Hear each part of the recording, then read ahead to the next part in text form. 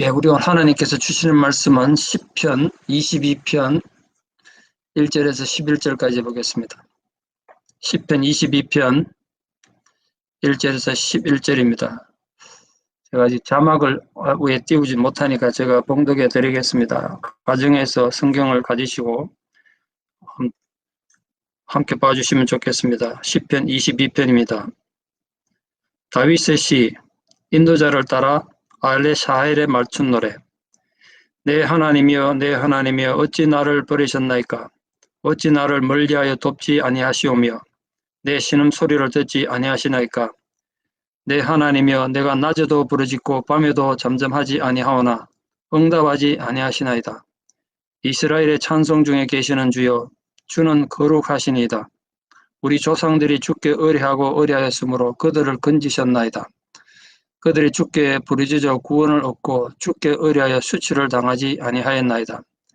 나는 벌레요 사람이 아니라 사람의 비방거리요 백성의 조롱거리니이다. 나를 보는 자는 다 나를 비웃으며 입술을 비축거리고 머리를 흔들며 말하되 그가 여호와께서 의탁하니 구원하실 걸 그를 기뻐하시니 건지실 걸 하나이다. 오직 주께서 나를 모태에서 나오게 하시고 내 어머니의 젖을 먹을 때 의지하게 하셨나이다. 내가 날 때부터 주께 맡긴 바 되었고 모태에서 나올 때부터 주는 나의 하나님이 되셨나이다. 나를 멀리하지 마옵소서. 환난이 가까우나 도울 자 없나이다. 아멘. 시편 22편 1절에서 11절 말씀을 읽었습니다. 우리 잃어버린 사람, 가족들과 관계 끊어져서 행방불명된 자들을 실종자라고 합니다. 실종자들은 법에서 정한 어떤 시간이 되면 사망으로 처리되죠. 실종자는 자기들 어떤 의지와 관계없이 잃어버린 자, 잊혀진 자가 되는 겁니다. 근데 성경에도 보면 잊혀진 자, 잃어버린 자가 여러 명이 등장하는 하나님의 사람입니다. 다윗이 믿음이 없는 불신자였거나 또 하나님에 대한 사랑이 부족해서 그렇게 어려움을 겪은 건 아닌 건 우리 잘 알고 있습니다. 좀 역설적이긴 합니다만 어떤 부분에서 다윗은 누구보다 하나님을 사랑했기 때문에 남들이 겪지 않아도 되는 고통을 겪게 되기도 했습니다. 다윗 생애에 많은 고난이 성경에 기록되어 있습니다만 오늘 우리가 읽은 시편 22편은 어떤 내용인지 정확히는 알 수 없지만 분명히 다윗이 큰 인생의 고난 앞에서 하나님 도움을 구하며 간절히 기도한 내용인 건 분명해 보입니다. 물론 어떤 상황이었는지 정확히 알 수는 없습니다. 표지에 없기 때문에. 일반적으로 다윗 생애의 가장 큰 고난은 크게 두 가지였는데요. 하나는 다윗이 어린 시절 하나님 은혜로 골리앗을 쓰러뜨린 뒤에 민족이 영웅이 됐을 때 오히려 인정받고 칭찬받은 것이 아니라 그 질투심 때문에 사울왕의 그 시샘으로 인해서 도망다니는 그런 정치적 도망자가 돼서 어려움 겪었던 다 아시죠. 그게 적어도 7년이란 짧지 않은 세월에 고난의 시기가 있었습니다. 그 과정에 죽음의 고비를 여러 번 넘겼던 것이 성경에 기록되어 있죠. 그럴 때 다윗의 인생은 바로 버려진 자, 잊혀진 자, 실종된 그런 존재로 보이지 않았을까 이렇게 생각해 보는 겁니다. 그러나 다윗 생애의 가장 큰 위기라 또는 고난은 아마도 아들 압살롬의 반란 사건이 아니었을까 이렇게 생각합니다. 여러 번 설교를 말씀드렸습니다만 아들 압살롬 반란으로 인해서 오랜 세월 함께 전쟁터를 함께 누볐던 다윗의 친구들 또 다윗의 옛 전우들 신하들로부터도 배신을 당한 아픔을 겪었습니다. 물론 다윗이 죄를 지어서 잘못을 자기 개인의 잘못 때문에 어려움을 겪은 경우도 성경에 많습니다. 그런 많은 경우에 믿음을 지키다가 고난을 받은 경우가 굉장히 많았습니다. 다윗은 자기 인생의 그런 고난을 통해서 우리들에게 중요한 깨우침을 주고 성경의 교훈으로 많이 남겼습니다. 그 교훈이 이건데요. 우리가 언뜻 받아들이기 좀 힘든 부분이 있습니다만 특히 코로나19 사태 때문에 많은 분들이 힘든 상황에서 이런 성경에 얘기하면 받아들이기 힘들지 모르겠습니다. 아무리 믿음이 좋은 하나님의 사람도 고난을 당할 수 있다는 것. 그게 이 다윗의 고백이었습니다. 그러나 그게 더 중요한 건 어떤 고난이라도 하나님 그 고난을 이기실 힘을 함께 주신다는 것이었습니다. 그래서 오늘 사울 왕 때문에 도망 다닐 때였을 확률이 꽤 높아 보이기도 합니다만 또 아들 압살롬 때문에 도망 다녔던 피난 갔던 그런 때 있을 수도 있겠죠. 뭐 중요한 건 그게 언제였느냐 이거보다도 이 다윗이 겪은 심각한 이 고난 앞에서 다윗이 어떤 신앙을 선택했고 하나님 앞에 어떤 신앙을 고백했고 또 하나님 어떻게 신뢰했느냐 그리고 그 고난을 어떻게 이겼느냐 이것이 오늘 우리에게 주는 중요한 위로가 되고 교훈이 아닌가 싶습니다. 그래서 오늘 우리 말씀을 통해서 끔찍한 배신과 고난 속에서도 믿음으로 승리했던 다윗의 발자취를 조금 따라가 보면서 함께 좀 은혜 나누고 싶습니다.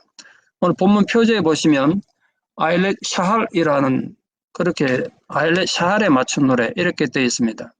여러분 성경에 있으시면 그런 거는 설명이 없으면 좀 아주 힘든 단어거든요. 좀 적어 놓으시면 좋겠는데 그 아일렛이라는 단어는 암사슴이라는 뜻이고 샤할은 새벽이라는 뜻입니다. 그러니까 합치면 새벽의 암사슴 이런 뜻입니다. 이게 어떤 상황을 말하는지 아니면 이게 시편이다 원래 노래 가사고 찬양 가사다 보니까 시편 22편을 부를 때는 새벽에 암사슴 부르라 뭐 이런 뜻 같은데 그게 뭘까 좀 고민이 되죠. 어떤 상황인가. 이건 어디간 제 추정입니다만 제가 추정하기는 우리 다윗의 다른 시편에 고백하는 것처럼 목마른 사슴이 시냇물 찾는 것처럼 그렇게 갈급한 심령으로 하나님을 찾았다 이런 표현이 있는데 지금 상황이 아주 힘든 상황이니까 이 노래를 부를 때는 새벽에 사슴들이 주로 새벽에 물을 마시거든요. 밤중이나 그 맹수들을 피해서 그렇게 다녀요. 가장 목이 마를 때죠. 새벽에 암사슴은. 그러니까 새벽에 암사슴이 물을 찾듯이 아주 갈급한 심령으로 이 노래를 불러라. 아마 이런 뜻으로 아일렛 샤를 붙였는지 모르겠습니다. 그런 어쨌든 새벽에 암사슴 이 제목 자체에서 벌써 이 다윗의 힘든 상황을 알 수 있죠. 오늘 우리가 본문에서 살펴보고자 하는 것은 이 다윗의 이 고난의 상황과 그 가운데서도 다윗이 가졌던 신앙의 고백이 가지는 현대적 의미, 우리들에게 주는 현대적 의미입니다.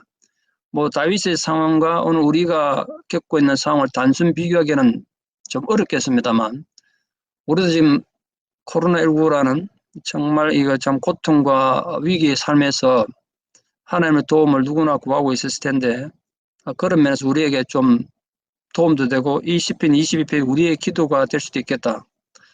그런 생각이 들어서 수요일 저녁에 여러분과 좀 말씀을 나누고 싶었습니다.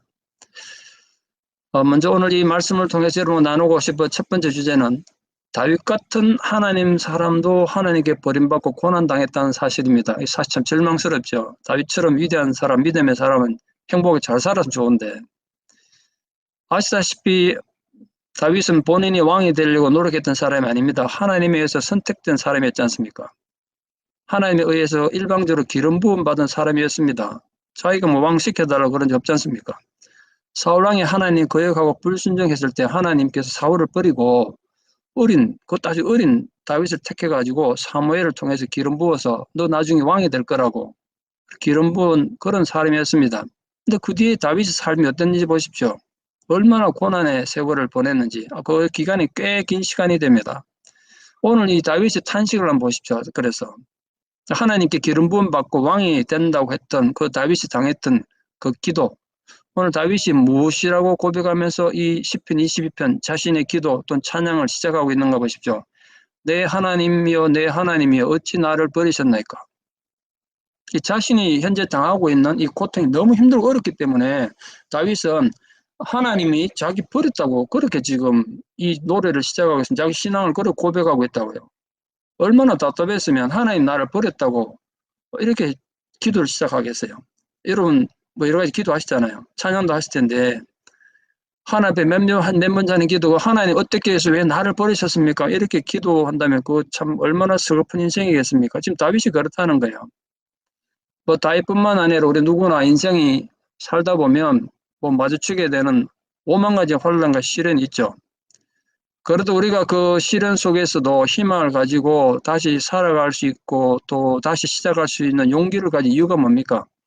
그 내가 참고 견디면 하나님 나를 잊지 않으시고 나를 도와주실 것이고 내 형편 아심으로 헤아려 주실 것이라는 데 대한 믿음이 있기 때문 아니겠습니까? 근데 만약 하나님이 버린 영혼이라면 하나님도 포기한 인생이라면 그 무슨 희망이 있겠습니까? 하나님도 포기하고 하나님도 버린 그런 존재라면 이 온 우주 어디 가서 위로받고 도움받을 수 있겠습니까? 절대적 절망이 아닐 수가 없죠. 지금 다윗이 그만큼 힘들고 어렵다는 거예요. 하나님도 나를 버린 존재 이렇게 자기를 이해했어요. 다윗은 깊은 묵상을 통해서 하나의 결론에 도달한 겁니다. 지금 자기가 너무 사는 게 힘들고 어려운데 뭐 그게 사울의 때문이든 아들 압살롬 반란 때문이든 너무너무 살기 힘든데 내가 지금 당하는 이 말도 안 되는 이런 끔찍한 고난은 하나님이 나를 버리지 않고서야 일어날 수 없는 일이라는 거예요. 그래서 결론을 얻은 거예요. 하나님도 나를 버리셨다. 그럼 여러분 이제 다윗 인생 끝난 것입니까? 이제 하나님도 자신을 버렸으니까 자기 인생을 포기하고 그냥 될 대로 되라는 식으로 살다 죽으면 그걸로 끝나는 겁니까? 아마 보통 사람 같으면 그런 상황 되면 부모를 원망하고 환경을 원망하고 또 이웃을 세상을 저주하면서 인생을 아주 비극적으로 끝냈을지 모르겠습니다. 그런데 오늘 여기에 다윗의 위대함이 있습니다. 다윗은 자신이 부닥친 이 처절한 실패와 고난의 상황에서 오히려 위대한 신앙을 고백했고 그로 통해서 인간 승리의 대역전 드라마를 펼쳐갔습니다. 오늘 다윗이 절망했습니다만 다윗이 뭐라고 고백했는지 다시 한번 읽어보시겠습니까? 1절입니다. 내 하나님이여 내 하나님이여 어찌 나를 버리셨나이까? 오늘 다윗이 지금 뭐라고 고백했습니까? 내 하나님이라고 고백하는 것에 주의를 기울이셔야 됩니다. 내 하나님이여. 이 고백을 히브리어로 읽으면 엘리 엘리 라마 아잡타니입니다. 예수님께서 십자가에 달려 돌아가실 때 외치신 말씀이기도 합니다. 예수님은 아르마 방언을 쓰셨기 때문에 엘리 엘리 라마 사박단이 이렇게 외친 걸로 성경에 기록되어 있습니다만 그 의미는 똑같습니다. 이 다윗의 위대한 신앙 고백은 비록 자신의 현재 삶이 하나님으로부터 버림받은 것 같은 최악의 상황이고 어려운 가운데 있다고 해도 자신은 하나님을 나의 하나님으로 고백하겠다는 거예요. 그게 무슨 뜻입니까? 지금 너무너무 힘들어요. 인간이 얼마나 힘들었으면 하나님 앞에 저주받아도 자기를 그렇게 얘기했겠어요. 하나님도 자기를 버린 존재지만 설령 하나님 나를 버렸다고 해도 나는 하나님을 나의 하나님을 인정하겠다는 거예요. 나의 하나님을 고백하겠다고 지금 다윗이 고백한 겁니다. 아무리 지금 자신의 현재의 삶이 힘들고 어렵다고 해도 나는 하나님을 나의 하나님으로 인정하고 그 하나님에 대한 믿음을 굳게 지키겠다는 신앙 고백을 그렇게 표현한 겁니다. 그러므로 사랑하는 성도들도 우리들 살다 보면 뭐 코로나19 같은 이런 상황이 또 없겠습니까? 또 없으란 법 없죠. 어쩌면 이보다 더한 고통이 우리를 힘들게 할 수도 있습니다. 정말 하나님이 나를 버리셨나? 의심하면서 절망하게 될 수도 있죠. 그런 극심한 환난과 고통 중에서라도 끝까지 믿음을 지키고 하나님을 나의 하나님이라고 고백하고 외칠 수 있는 믿음의 승리자들 다 되기를 진심으로 축원합니다. 우리 성도님들 그런 성도 되시기를 바라요. 지금 많이 힘드실 텐데 바깥에도 못 나가고 가게도 문 닫아야 되고 제가 여기저기서 지금 전화도 받고 제가 전화 심하느라고 지금 목이 많이 아픈데요. 그런 어려운 가운데 있지만 여러분 그럼에도 불구하고 우리 그 하나님을 나의 하나님이라고 고백할 수 있기를 축원합니다. 그런 우리 신앙의 승리로 한번 일어서는 거죠. 이 다윗은 계속해서 이렇게 고백하고 있습니다. 어찌하여 나를 멀리하여 돕지 아니하시오며 내 신음소리를 듣지 아니하시나이까.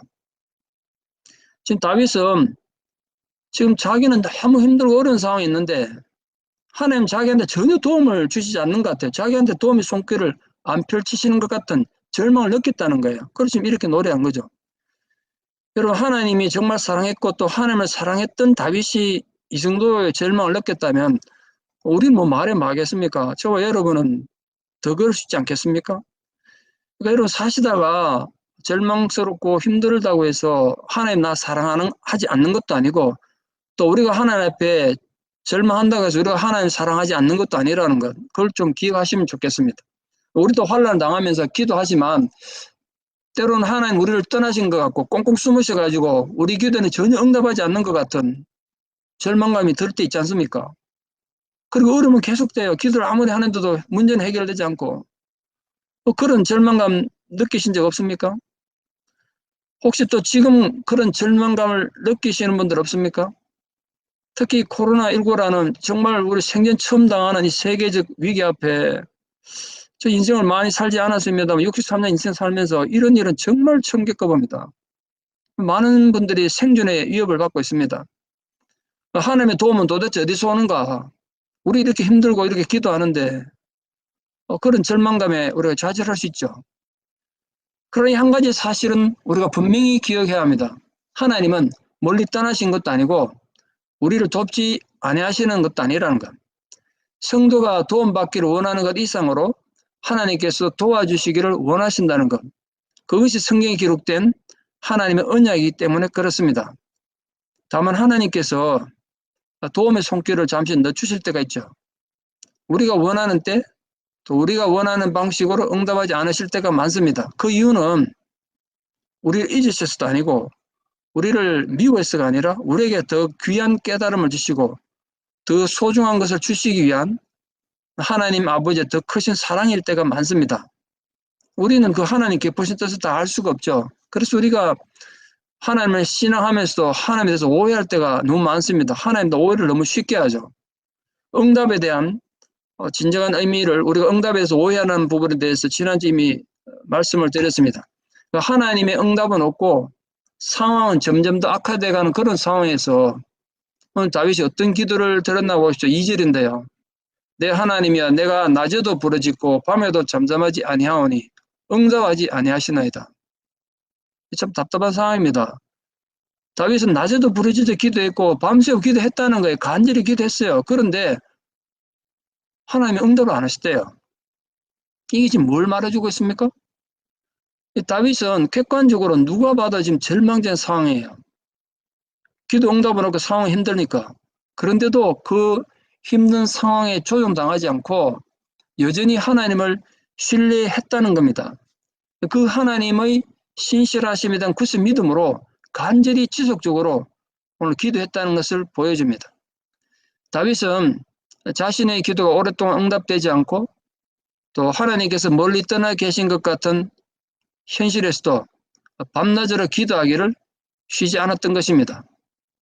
우리 사랑하는 성도님도 우리들이 지금 어려움에 처해 있습니다만 우리가 현실적으로 본받아야 될 신앙의 자세가 아니겠습니까?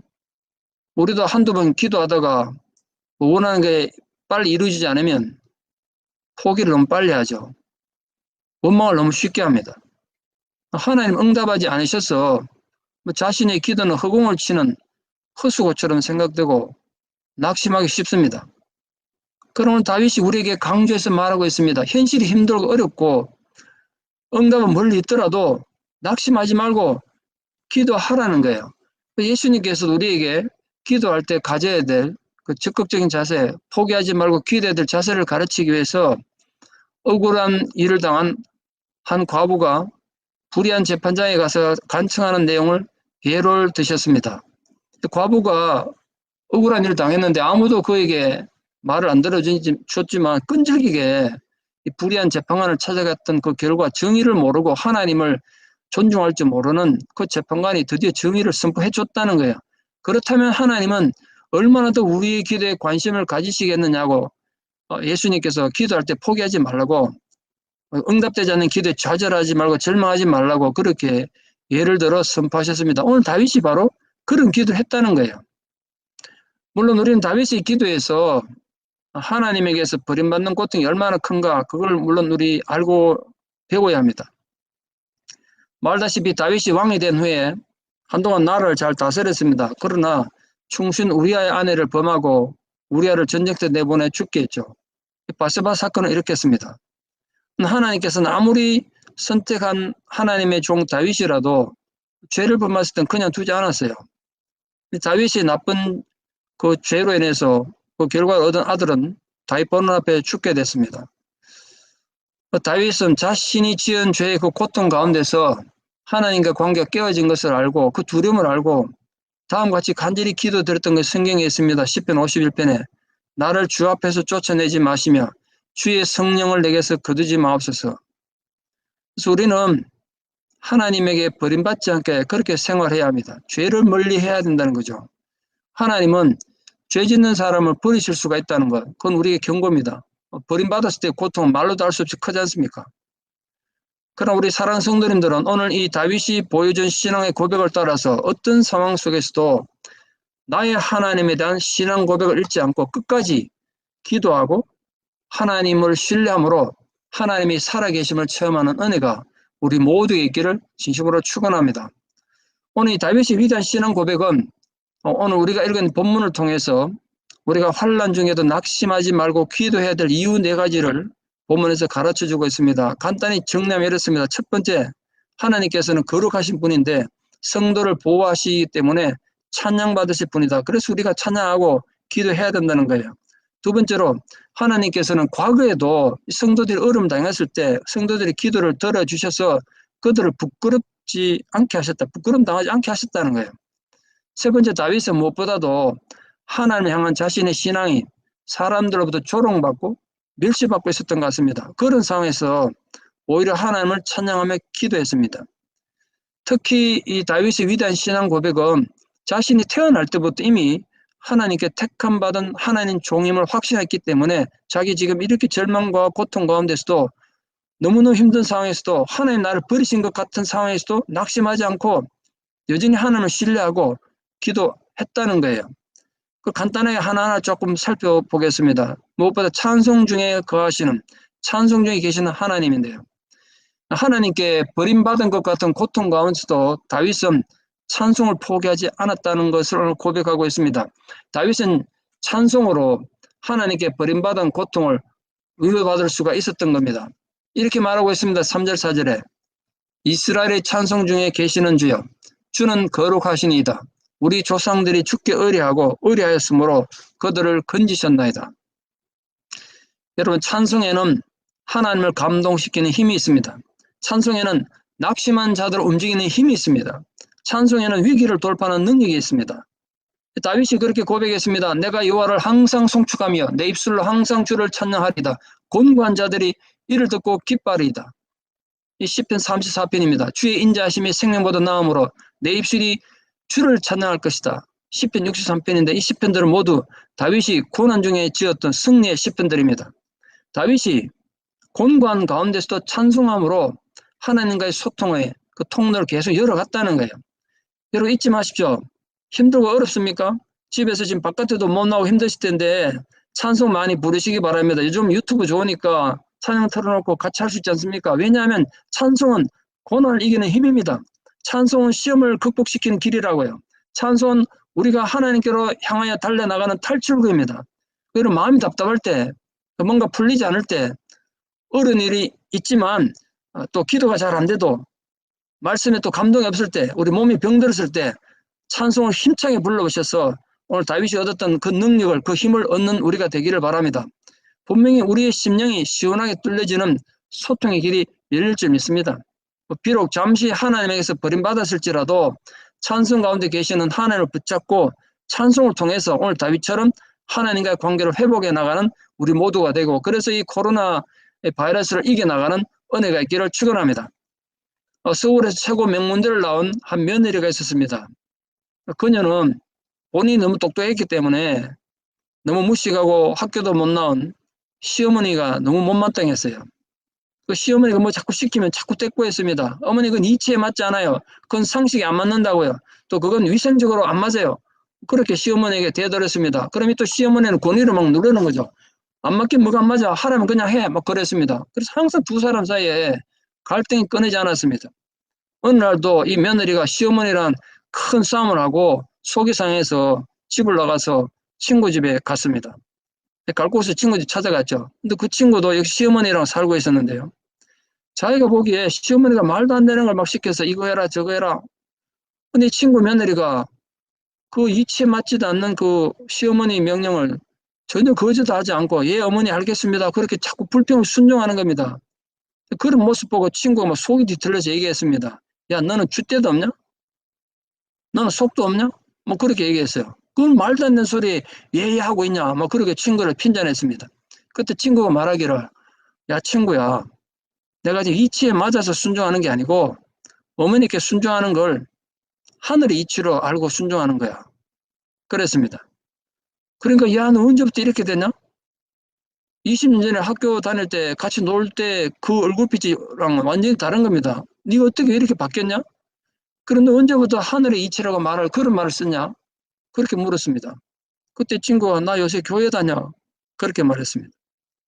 그걸 보고 이제 교회 다니면 사람이 저렇게 달라지는구나. 그 친구를 보면서 자기는 최고 학부를 나온 대학을 나온 사람인데 초등학교도 못 나온 시어머니하고 맨날 싸웠던 자신이 정말 천하고 초라하게 그날 느껴졌다는 거예요. 그 친구를 보니까 얘하고 시어머니 말에 순종하니까 시어머니 밑에 고통 나는 게 아니라 시어머니 위에서 어디 인정받더라는 거예요. 그 시어머니를 하늘처럼 떠봤더니까 그 며느리도 하늘처럼 존경하게 인정받는 그런 그 친구 집에서 봤다는 겁니다. 결국 그 친구 모습 보고 그녀도 그 친구 따라 교회를 다니면서 시어머니를 잘 모시게 됐다는 글을 제가 간증을 읽은 적이 있습니다. 그래서 내 생각이 안 맞아도 하늘의 이치를 알고 순종하는 것, 그게 진정한 찬송의 능력입니다. 우리 성도님들이 우리가 지금 뭐 설명을 드릴 필요도 없을 정도로 모두가 힘들고 어렵습니다만 여러분 엄마하고 불평이 자꾸 커지잖아요. 집에서 힘드시겠지 바깥에도 못 나와서 힘드시겠는데 찬송을 많이 하셔서 여러분 마음에 이 하나의 평강과 위로가 흘러넘치는 은혜가 있기를 축원합니다. 그 다윗의 능력이 여러분과 함께하기를 축원합니다. 오늘 세 번째로 다윗은 이스라엘의 조상들이 죽게 의뢰한 것을 노래했습니다. 다윗은 하나님께서 자기 이전의 과거의 성도들의 기도를 들으시고 그들을 부끄러움을 당하지 않게 하셨다. 그렇게 찬양했습니다. 하나님을 의뢰한다는 말은 의지하고 신뢰한다는 뜻이지 않습니까? 하나님께 자신을 맡기는 신앙 자세를 다윗이 그렇게 표현했습니다. 이 다윗이 이해했던 이스라엘의 조상들은 전적으로 하나님을 신뢰하는 신앙을 가지고 있었던 거예요. 이 다윗이 이 말을 조상들이 하나님을 신뢰했던 이 말을 짧은 글에 한 절에서 세 번이나 반복해서 강조하면서 스스로 기도의 용기를 얻고 있습니다. 칼빈은 이 말씀에 대해서 설명하면서 여호와를 의뢰하는 믿음으로 하는 기도가 아니고서는 그 어느 것도 하나님 앞에서 올바른 것으로 인정받지 못한다. 그렇게 말했습니다. 사랑하는 성도들 모두 지금 힘들고 어려운 고난의 시기에 습관적으로나 지난주 설교되는 것처럼 미신적으로가 아니라 하나님의 진정으로 믿고 신뢰함으로 기도함으로 여러분의 심령이 먼저 유쾌하게 되는 은혜가 있기를 축원합니다.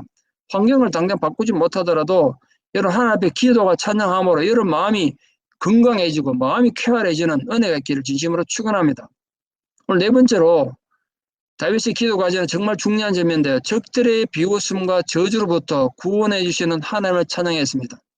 다윗은 지금 자신이 처한 현재의 고난과 환란이 자기 개인의 문제가 아니라 원수와 적들로부터 무시당하고 손가락질 받으면서 비웃음의 대상이 된 걸 무엇보다 안타까워했습니다. 우리도 그렇지 않습니까? 나 개인이 어려움을 당하는 거면 참으면 그만입니다. 그러나 나로 인해서 하나님의 이름이 욕되게 되고 하나님 몸된 교회가 욕을 먹으면 그게 내 혼자 문제가 아니지 않습니까? 얼마나 마음이 아프겠습니까?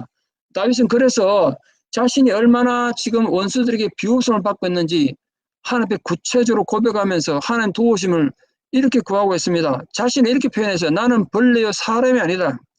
다윗이 자기가 지금 얼마나 수치스럽고 힘들었으면 벌레라고 표현했습니다. 사람이 아니란 거예요. 왜 자기가 벌레고 사람이 아니냐면 사람의 비방거리와 백성들의 조롱거리가 됐기 때문에 그렇게 말하고 있습니다.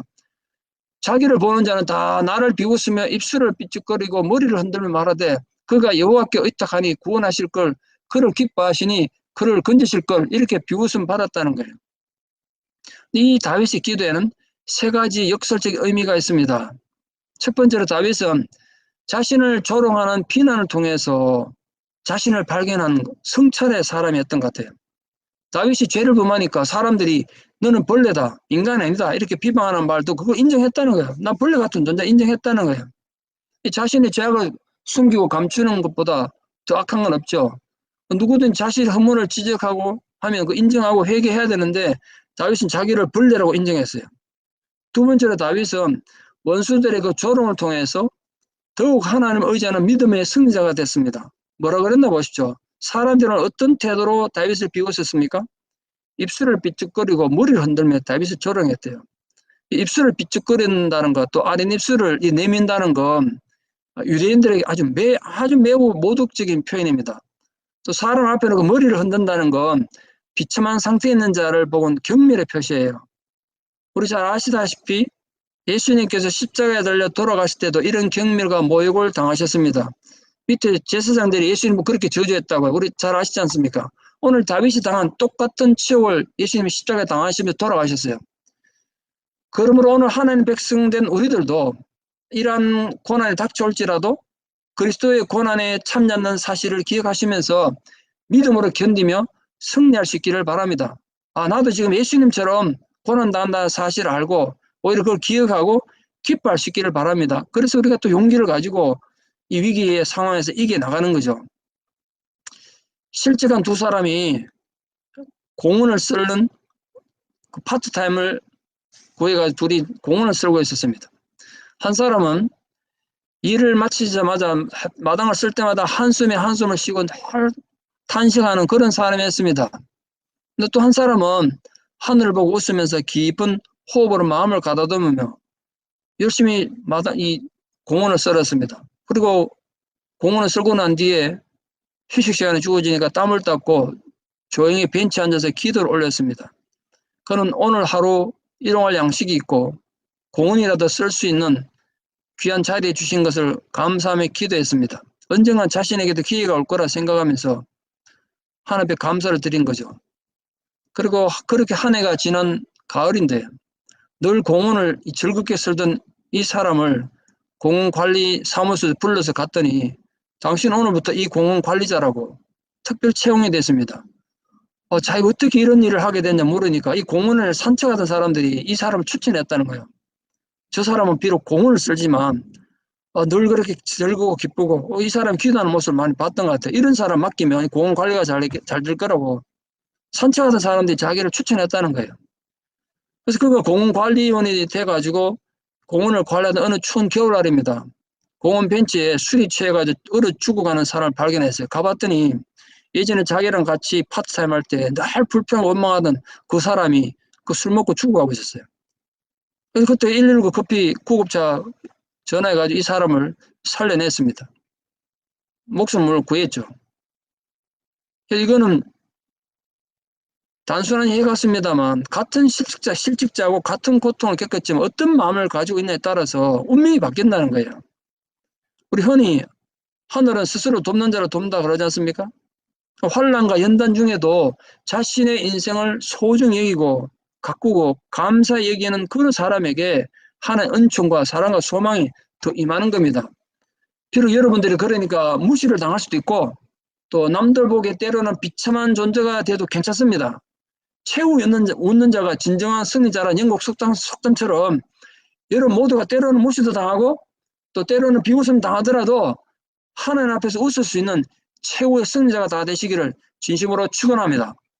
오늘 셋째로 이 다윗의 원수들이 행동으로만 다윗을 비웃은 게 아니에요. 잔인하게 말로 다윗을 비웃었습니다. 원수들이 다윗을 어떻게 비웃었습니까? 이렇게 비웃었어요. 이게 참 말이라는 게 그렇지 않습니까? 잔인한 말이 사람 더 아프게 하죠. 차라리 한 대 맞는 게 낫지. 다윗의 원수들이 다윗을 이렇게 비난했어요. 그가 여호와께 의탁하니 구원하실 걸 여호와를 의지하니까 여호와가 구원하는 거 보자 그요. 그를 기뻐하시니 그를 건지실 걸. 자기 말로는 다윗의 말로는 하나님 자기 기뻐한다는데 정말 구원해 주냐 보자는 거예요. 저를 기뻐하신다고 한 거는 아마도 하나님께서 다윗에게 기름 부은 사실을 두고 조롱한 것 같은데요. 저게 하나님의 기름 부음 받은 자라는 거지. 꼴값을 하고 있다는 거예요. 그렇게 비웃었습니다. 저게 하나님의 기름 부어 받았다는 하나님의 사랑을 받았다는 저렇게 비참한 존재가 됐다고 이 다윗이 지금 비난받으면서 증거를 내보라는 거예요. 근데 여러분 아십니까? 예수님께서도 똑같은 비웃음 당하셨습니다. 예수님 십자가에 달리셨을 때 똑같은 비웃음을 당하셨어요. 하나님이 저를 기뻐하니까 구원 하나 두고 보자고 밑에서 침을 뱉으며 제사장들과 바리새인들이 예수님 비웃었지 않습니까? 여러분 기억하십시오. 우리 살다 보면 우리 믿음이 나빠서가 아니고 하나님 사랑이 없어서가 아니라 우리가 하나님 더 사랑하기 때문에 그런 비웃음의 대상이 될 수도 있습니다. 그런데 다윗은 놀랍게도 이 원수들이 비웃는 말을 사실로 받고 받아들였어요. 그래서 원수들이 그 비웃는 말이 자신의 신앙의 간증이 되게 했습니다. 이보다 더 위대한 승리가 어디 있겠습니까? 세상 사람들은 다윗을 비난해서 욕설로 내뱉던 저주였지만 다윗은 사람들의 저주가 실제로 자기에게 일어나는 하나님의 증거가 되게 했다고요. 하나님은 백성들에게만 이 세상의 저주를 바꾸어서 축복이 되게 하시고 구원해 주시는 분이십니다. 그 하나님이 다윗의 하나님이실 뿐 아니라 오늘 저와 우리 하나님이세요. 그러므로 여러분, 부디 고난을 당하고 또 때로 이런 모욕적인 말을 들을 때 묵묵히 참고 견딤으로써 하나님의 뜻을 이루어가는 위대한 승리자들 되기를 진심으로 축원합니다. 마지막 네 번째로 오늘 다윗은 모태에서 택하신 하나님을 찬양하며 우리에게 그 신앙을 유산을 남겼습니다. 인간들에 대한 하나님의 섭리는 창세 전부터 예정됐다는 것을 다윗이 하나님께서 예정하신 그 구원의 섭리는 무궁무궁하죠. 어떻게 우리가 다 알겠습니까? 우리는 오늘 내 인생이 어떻게 될지 알 수도 없고 우리 인생이 어떻게 끝날지도 몰라요. 오직 하나님만이 아실 뿐이죠. 그래서 다윗은 이렇게 말했습니다. 9절 이하입니다. 오직 주께서 나를 모태에서 나오게 하시고 내 어머니의 젖을 먹을 때 의지하게 하셨나이다. 내가 날 때부터 주께 맡긴 바 되었고 모태에서 나올 때부터 주는 나의 하나님이 되셨나이다. 여러분 보십시오. 다윗이 자기가 모태에서 나올 때부터 주님이 나의 하나님 되셨다고 고백했습니다. 그러므로 나를 멀리하지 마옵소서. 환난이 가까우나 도울 자 없나이다. 이렇게 기도했습니다. 다윗은 자신의 출생에 대한 하나님의 섭리를 믿었습니다. 다윗은 이 믿음에 근거해서 하나님께서 자신을 멀리하지 마시라고 강구했습니다. 그리고 지금 환난에 처해 있지만 또 자신을 이해해 줄 사람도 없고 도와줄 사람도 없는 이런 아픔 속에 호소했지만 누구도 자기를 구원해 주지도 못하고 이해해 주지 못했지만 하나님은 구원해 주실 것을 확신하고 있었어요. 자기가 태어날 때부터 하나님 그렇게 자기 예정했다는 거예요. 솔직히 우리는 하나님의 예정과 승리를 다 할 수 없습니다. 우리가 믿음으로 기다리면서 하나님 승리를 믿는 것뿐이죠. 비록 고난의 시기에도 우리는 믿음으로 하나님의 때를 기다리며 모태에서 우리를 조성하신 하나님 뜻이 우리 삶을 통해 세상에 밝히 드러날 것을 믿으면서 참고 견디는 신앙의 승리자들 되기를 축원합니다. 여러분 잊지 마십시오. 여러분 모두가 모태에서 하나의 세포로 조성될 때부터 하나님께서 여러분을 향한 계획이 있었다는 거예요. 어느 숲속에 벌목꾼들이 나무를 벌목하고 있었습니다. 수백 된 큰 나무를 하나 벌채하고 있었는데요. 그 나무를 베고 나니까 나무 나이테에 좀 독특한 점이 있었습니다. 그래서 한 벌목꾼이 이 나이테를 보고 이렇게 말했어요. 그 나이테 보니까 어떤 나이테는 일정 간격인데 어떤 나이테 한 5개 정도는 굉장히 나이테 간격이 좁았습니다. 그래서 이 조밀한 나이테를 보고 이 사람이 이렇게 말했어요. 이 나무는 이 5년의 기간 동안 가뭄 동안 전혀 자르지 못했겠다. 그렇게 나이테가 좁지 이렇게 말했습니다. 그때 다른 벌목꾼은 다르게 말했어요. 물론 그 가뭄의 기간에 크게 자르지 못했을 거야. 하지만 그 가뭄으로 인해서 이 나무는 영양분을 얻기 위해서 뿌리를 깊이 내렸고 그 뿌리가 깊어지면서 이 나무가 이렇게 거목이 되도록 성장하는 조건을 갖게 됐을 거야. 인내를 가지고 고난을 이겨냈기 때문에 이런 거목이 될 수 있었던 거야. 그렇게 말했습니다. 그렇습니다, 여러분. 고난은 하나님이 주실 축복의 통로가 된다는 사실을 믿는 자에게는 기회가 될 수 있습니다. 그런 믿음을 가진 자에게는 또한 고난을 감당할 힘도 주신다는 것을 믿으며 나갑시다. 우리의 인생도 살다 보면 전혀 예상하지 못한 숱한 위기를 겪게 됩니다. 올해도 여러분 이런저런 계획이 많지 않았습니까? 근데 우리 생각과 계획대로 되어가지 않았죠. 모든 것이 다 엉클어지고 취소됐습니다. 저 자신도 그렇습니다. 많은 계획이 원래 있었는데 모든 게 다 깨어졌습니다. 오히려 내가 지금 교회가 클로즈 되니까 더 바빠졌습니다. 더 바쁘게 살고 있습니다. 더 깊이 하나님과 대화하는 은혜의 시간을 가지게 됐습니다. 이렇게 집에서 설교하니까 어느 때보다 성도들에 대한 더 애틋한 마음을 가지게 된 것도 제가 감사합니다. 혼자 이렇게 제가 노트북 켜놓고 설교해야 되려고 할지 어떻게 알았겠습니까? 여러분 제가 얼굴은 못 보지만 간절하면 더한 것 같아요. 우리 지금 모두 힘들고 어려운 시절을 보내고 있습니다. 사람마다 받아들이는 충격도 다르고 고난의 강도가 다를 것입니다. 여러분이 어떤 상황에 있든 어떤 어려움을 겪든 그 모든 상황에 하나님 위로가 함께하여 주시기를 간절히 기도드립니다. 정말 우리 뒤에서 우리를 도와주시고 우리 위해서 기도하시고 새 힘을 주시기 위해서 우리 등 뒤에서 우리를 도와주시는 그 주님의 은혜가, 그 성령 하나님 위로가, 또 그 격려가 사랑하는 모든 성도들과 함께하기를 진심으로 축원합니다. 기도드리겠습니다. 사랑의 하나님 아버지, 오늘 또 우리에게 귀한 하루를 허락하여 주시고 이 수요일 저녁 우리 이렇게 가정에서라도 귀한 예배 드릴 수 있는 은혜 주셔서 감사를 드립니다. 이 자리에 함께한 모든 성도님들 기억하시고 그 가정과 그 자녀들과 그 기업을 기억하여 주시옵소서.